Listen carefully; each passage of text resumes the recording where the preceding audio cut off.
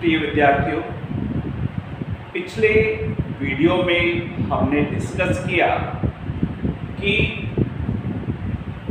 मध्यकाल और उससे पूर्व सारे यूरोप के ईसाई देश एक ही चर्च के अधीन थे और वे यूनान के चर्च, ग्रीक ऑर्थोडॉक्स चर्च को मानते थे।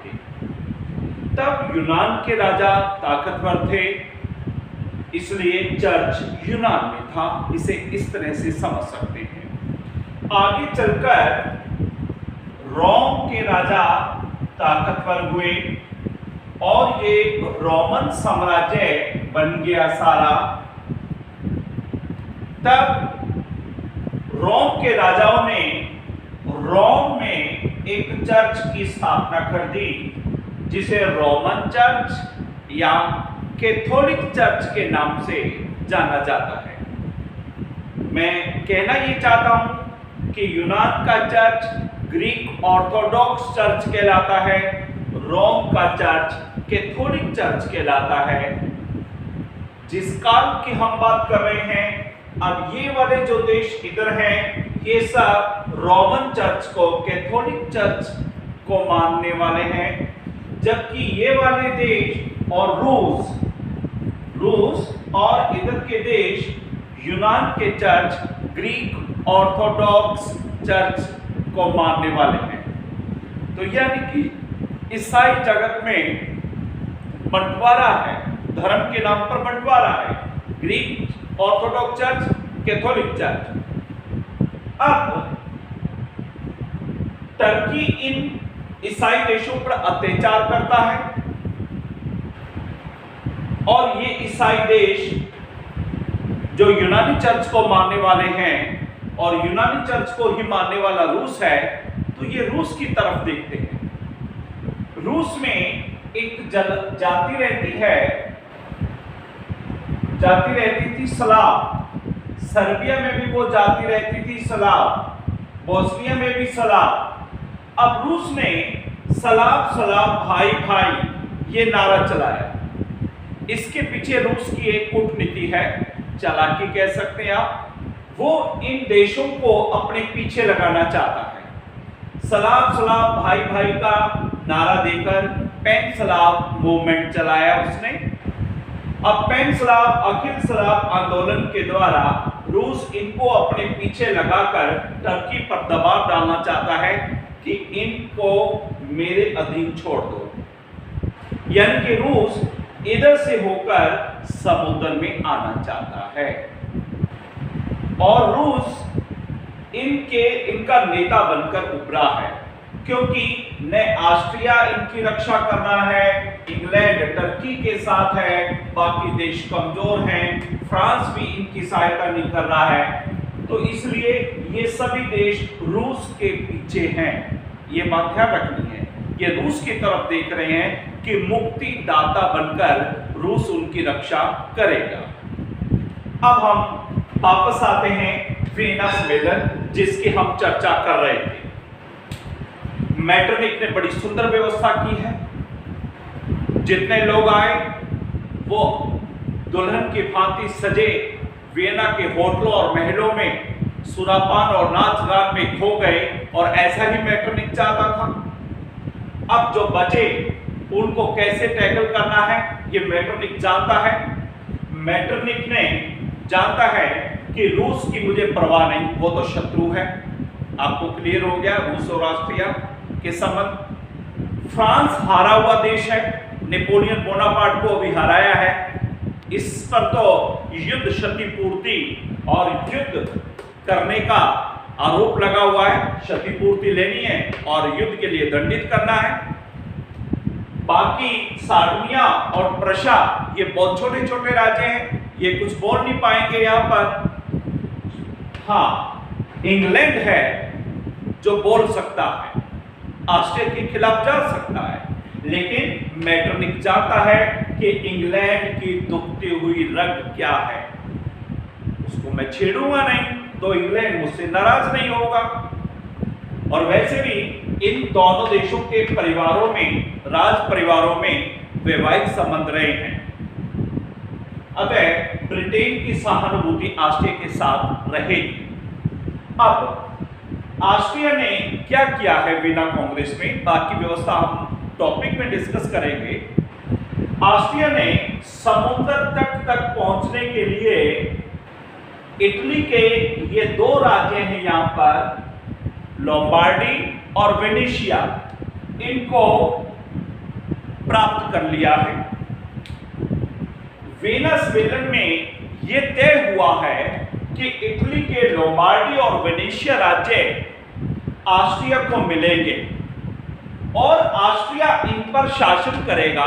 शर्त को ध्यान से सुनिएगा, ऑस्ट्रिया लोम्बार्डी वेनेशिया पर शासन करेगा, इनको ऑस्ट्रिया में मिलाएगा नहीं, शासन कर सकता है।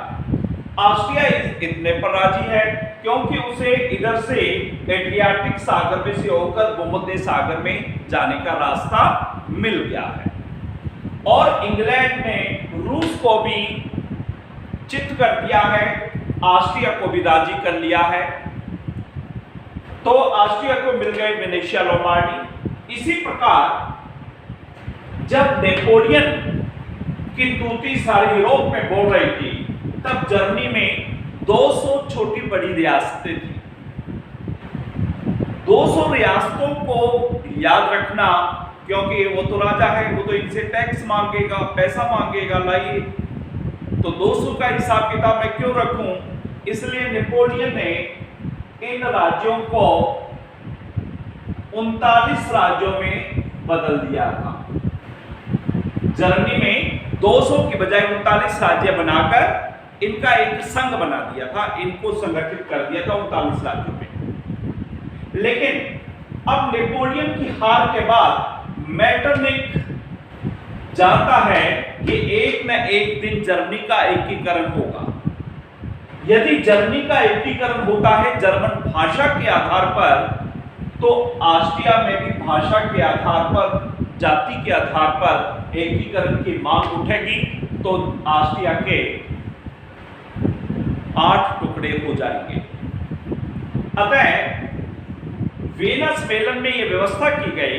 अभी एक फ्रैंकफर्ट शहर है जो जर्मनी में है वर्तमान में, लेकिन उस समय वो बॉर्डर पर है, ऑस्ट्रिया का माना जाता था। ऑस्ट्रिया के फ्रैंकफर्ट शहर में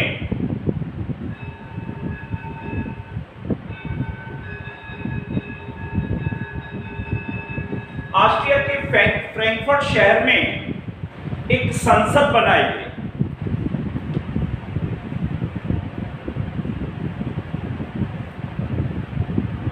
ये जो 39 जर्मन राज्य हैं, 39 राज्यों के प्रतिनिधि आकर फ्रैंकफर्ट की संसद में बैठेंगे और इस संसद का अध्यक्ष होगा ऑस्ट्रिया का सम्राट।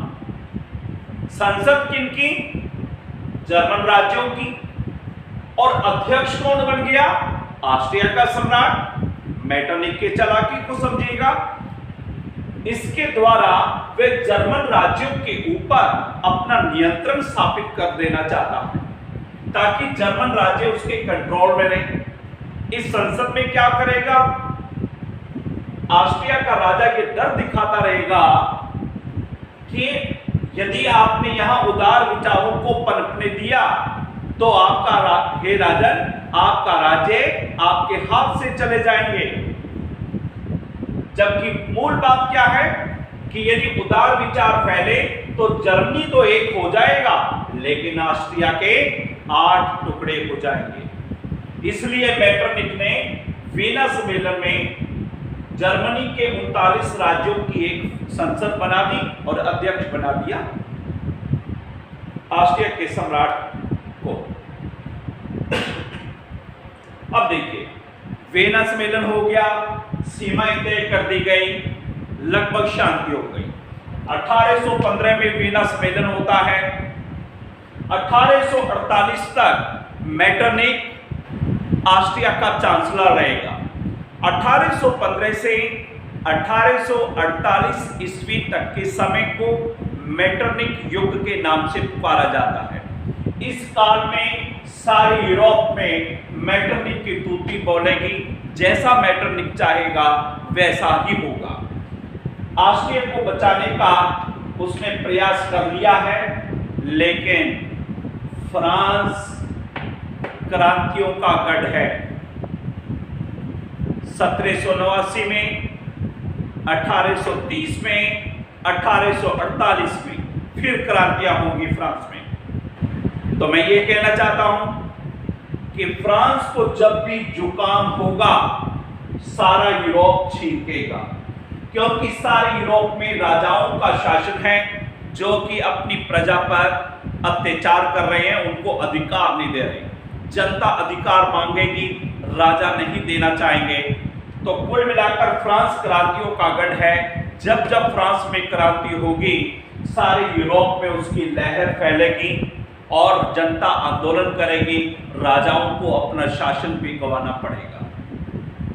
अब मेटरनिक क्रांति को रोकने के लिए उसने फ्रांस की सीमाओं पर कड़ा प्रतिबंध लगा दिया है कि कोई भी उदारवादी साहित्य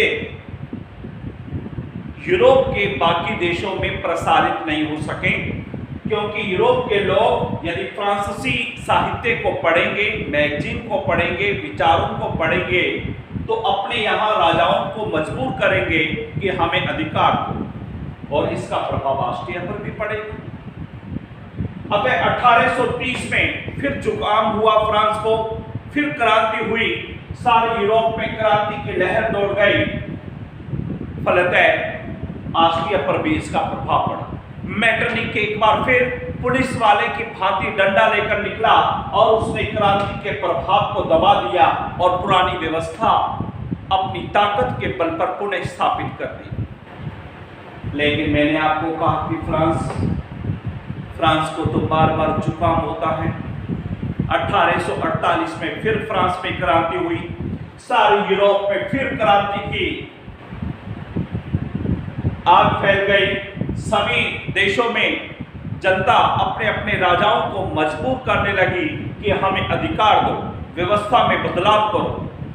परिणाम मेटरनिक फिर पुलिस वाले की भांति इस क्रांति के प्रभाव को दबाने के लिए निकला और उसने सारे यूरोप में लगभग क्रांति के प्रभाव को तो दबा दिया, लेकिन अपने ही घर में ऐसी आग लग गई ऑस्ट्रिया में ही कि मेटरनिक को अपना ही देश छोड़कर इंग्लैंड भाग जाना पड़ा, ब्रिटेन भाग जाना पड़ा। 1815 से लेकर 1848 तक के समय को हमने मेटरनिक युग कहा है। इस काल में मेटरनिक ने यूरोप में अपने अनुसार व्यवस्था बनाए रखी। मेटरनिक के चले जाने से यूरोप में एक खाली स्थान आ गया है, मेटरनिक युग का अंत हो गया है।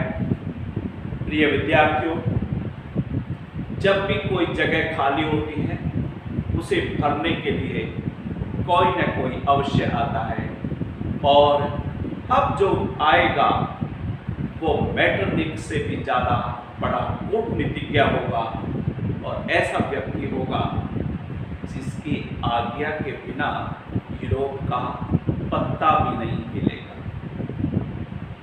शेष अगले